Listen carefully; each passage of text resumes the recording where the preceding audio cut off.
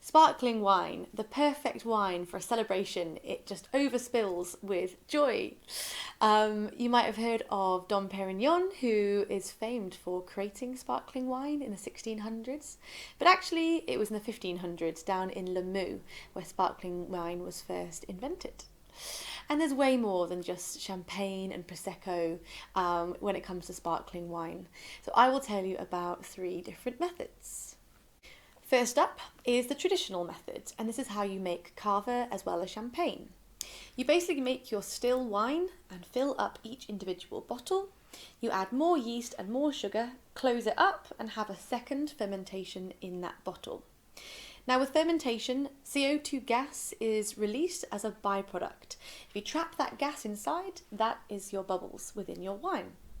Now over time, a bit of aging and time with the yeast, with the lees to make a bit more toasty flavours, then you're turning it upside down and you will freeze the end neck of the bottle and you'll be able to pop out that yeast, leaving a clear wine inside. And then, as long as you don't lose too many bubbles, you can pop the cork in and the cage round to secure it, and there we go, is your traditional method sparkling wine.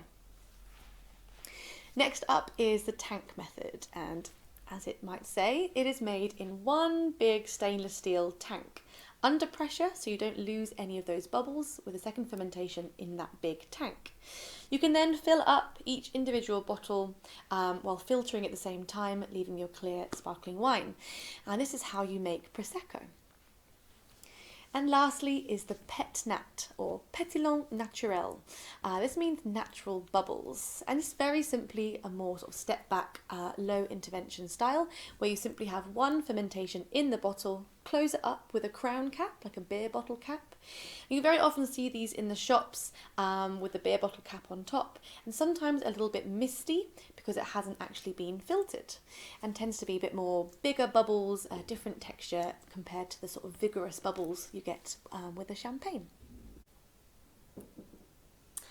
So this fizz is called a Pignoletto, and the grape varieties that go into this is called Gracetto Gentile, and this comes from Bologna in Italy and is made using the tank method, in the same method that champagne is.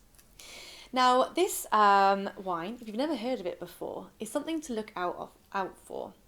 At the moment there's quite a lot of investment in this style fizz, another tank method fizz coming from Italy. At the moment it's producing about 11 million bottles a year, so that's a long way to go to take on Prosecco, which produces about 400 million bottles a year. But it's fruity and floral and nice and fresh, usually a bit more frizzante in style, so that means not quite as intensely bubbly, but it's super refreshing. So yeah, keep an eye out for this one. I hope you enjoy.